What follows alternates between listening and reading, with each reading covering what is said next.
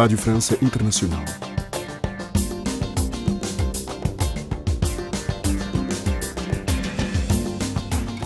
Bem-vindos à segunda parte da nossa emissão. Hoje é quarta-feira, dia do nosso Magazine Artes, mas já de seguida fique com o convidado de Lígia Anjos. Convidado. RFI. Eleições presidenciais Cabo Verde 2021.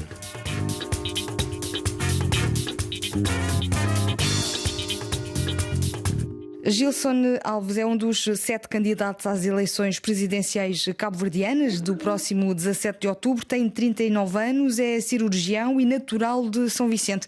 Pergunto-lhe por que motivo se candidata ao cargo de Presidente da República. O principal motivo é porque eu acho que Cabo Verde precisa entrar na idade adulta com uma reforma do nosso sistema constitucional. O Cabo Verde já teve o período pós-independência, já teve o período de abertura política.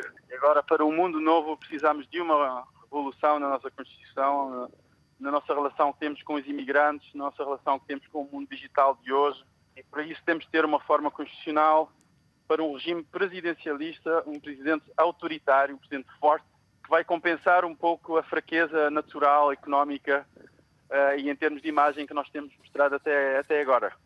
Diz que Cabo Verde estaria melhor representado com um sistema presidencialista, à semelhança do sistema francês. Porquê? Ainda mais forte. Um presidente que tenha muito mais forte, muito mais poder que um presidente francês. É um sistema presidencialista, sim, mas um exemplo de um presidente forte, que é uma espécie de parede de defesa de um povo, é o presidente russo, por exemplo. Há outros exemplos, mas esse é um exemplo de um presidente forte, que é um presidente autoritário, mas num sistema democrático, e é a vontade do povo. Não falo de um sistema ditatorial, nem de um sistema autocrático, mas se o povo exprimir, se o povo decidir que tem de ser representado por uma figura forte, uma figura que vai substituir esse sistema dos partidos políticos que não têm dado resultados nenhuns, então o povo já decidiu e está decidido. Para isso equaciona uma revisão constitucional, por exemplo? Sim. Neste momento a candidatura vai ser respeitando a Constituição atual, mas eu não vou esconder desde o início, é a primeira coisa que eu disse, nós precisamos de uma revisão constitucional e eu vou propor isto à Assembleia e eles é que têm a iniciativa de começar uma revisão. Se recusarem a cumprir a vontade soberana do povo, a primeira coisa que eu vou fazer é dissolver o Parlamento e demitir o Governo, legitimamente. Para formar um novo Porque governo? É a única maneira para os forçar a rever a Constituição. Porque, obviamente, a Constituição atual é uma Constituição que foi feita pelos dois padrinhos que estão a candidatar-se, pelos dois partidos. Há duas dinastias que combinaram uma Constituição e não é do interesse deles abrirem-se para uma figura como eu, que não tem favores na política, que vai surgir do nada, num espaço político que ninguém jamais ocupou, a falar de um assunto que eles não querem tocar nem com uma vara, com o que nós chamamos de discurso populista. Mas o facto é que o povo precisa de alguém que fale com eles diretamente, olhos nos olhos, sem termos intermediários financeiros nem políticos por intermédio. Eu estou aqui a falar consigo e pode ter a certeza que eu não tenho apoio financeiro de ninguém, eu vou patrocinar a minha própria campanha, eu vou falar olhos nos olhos com esta base, com esta força política com a qual eles não lidam, ou apenas lidam com hipocrisias, com mentiras. Eu vou falar pelo povo, eu vou falar o que eles falam, mas com a diferença de que eu poderia ter saído da esquerda ou da direita, das duas dinastias, mas eu decidi, com as capacidades financeiras e intelectuais que eu fui adquirindo ao longo da minha vida, eu decidi estar junto do povo e não servir o sistema bipartidário. Então fala de uma revisão necessária da Constituição, de uma possível dissolução do Parlamento. Caso seja eleito, como é que vai ser a sua relação com o Governo? Não vai ser de muitas concessões, porque se eu sair dessas eleições um vencedor, toda a gente sabe o que eu vou fazer. Eu tenho afirmado que o povo precisa de alguém que fale com eles diretamente. O povo precisa, principalmente esta base pobre, que não é representada em lado nenhum, que está agora distanciada da política, que não quer saber de líderes partidários. O povo precisa disso. Eu não vou ter muitas concessões porque o povo não vai querer que eu entre num sistema de concessão, de paz e tranquilidade constitucional e institucional. Vamos lá para reformas e vamos explodir com o sistema se for necessário. Mas nem que tenhamos de passar sobre 1000 leis, porque as leis são coisas que a gente escreve num papel e quando deixam de servir o povo, deixam de ter qualquer utilidade. Nem que eu tenha de mudar 1000 leis para cumprir a vontade soberana, ninguém me vai parar. O distanciamento da população, dos cabo-verdianos da política, pode resultar na abstenção, mas a sua candidatura é uma alternativa à abstenção? Obviamente, essas pessoas, se eu fizer bem o meu trabalho, se a minha campanha falar diretamente e de coração, vão ver que realmente há uma alternativa. Os sinais estão lá, os sinais estão claros. Já começam a chamar-me de populista, já começam a colocar-me o rótulo de fascista, de extrema-direita, já começam a fazer o que se faz nessas circunstâncias. A história volta a repetir-se. Neste caso, o povo está a ver-me todos os dias e o povo está a ter uma relação direta comigo.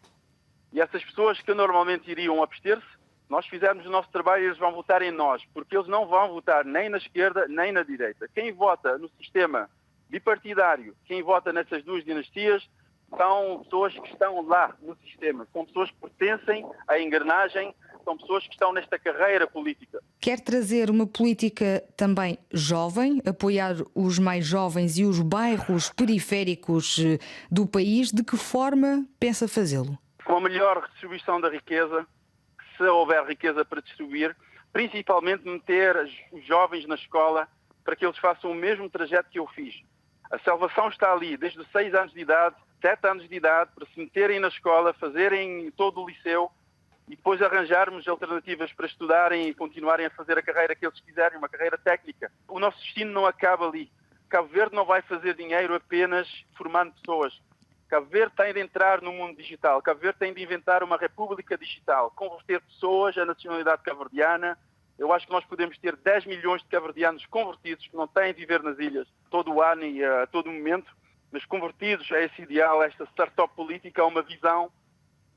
A única arma que podem ter e de que precisam é um computador e acreditar num mundo digital, numa república de conectividade, de solidariedade, que não seja apenas com 1 milhão de cabo-verdianos que existem, mas pessoas que acreditam neste milagre que vai sair de África. Eu acredito que o cabo-verdiano tem todos os ingredientes para fazer algo que vai ficar na história. Fala de 1 milhão de cabo-verdianos. Quais é que são as suas propostas para a diáspora? Primeiro, mudar o artigo 110 no âmbito de uma revisão constitucional. O artigo 110, como você sabe, exclui o imigrante de candidatar-se ao mais alto cargo da nação, criminaliza o cabo-verdiano por o cabo-verdiano ter, por motivos económicos, 1 ou 2 nacionalidades. Isto foi feito de propósito, para que as pessoas que estivessem aqui dentro do país criarem um sistema fechado, um circuito fechado, de favores e de carreira. E se ninguém falar, se eu agora for participar numas eleições e não disser nada, o artigo 110 passa-nos pela frente. A primeira coisa que se deve dar a um homem é a justiça, antes de lhe dar pão e água. E não podemos dizer a um cabo-verdiano, mesmo de origem, que nasceu em Cabo Verde, que agora tem 2 passaportes, que vive por motivos económicos fora do país, que ele não pode ser candidato a Presidente da República. Isto é uma discriminação, é uma afronta. É a mesma coisa que ser um palestiniano a viver em Israel. É a primeira coisa que vamos fazer. A segunda coisa é integrar o cabo-verdiano imigrante na vida normal de uma nação. Não ver o imigrante como alguém que está lá fora, mas alguém que está cá dentro. Porque as distâncias já não existem hoje em dia. Acredita que vai ser o próximo Presidente da República? Espero que sim. Acho que vamos pelo menos dar um grande passo, porque vamos ativar o que estávamos a falar ainda há pouco. Vamos ativar essa grande massa amorfa, essa grande massa que não existia há poucos dias. Vai ser um grande passo e já vai ser uma grande vitória. Há coisas imprevisíveis. Eu acho que sim, eu acho que muita gente vai votar em nós e o país não vai se reconhecer quando abrirmos as urnas no momento em que elas também forem fechadas. Há certas coisas que não posso prever hoje, mas eu acho que vão acontecer coisas imprevisíveis nesta eleição, eu garanto. Declarações de Gilson Alves, candidato às eleições presidenciais de 17 de outubro, cabo-verdianas.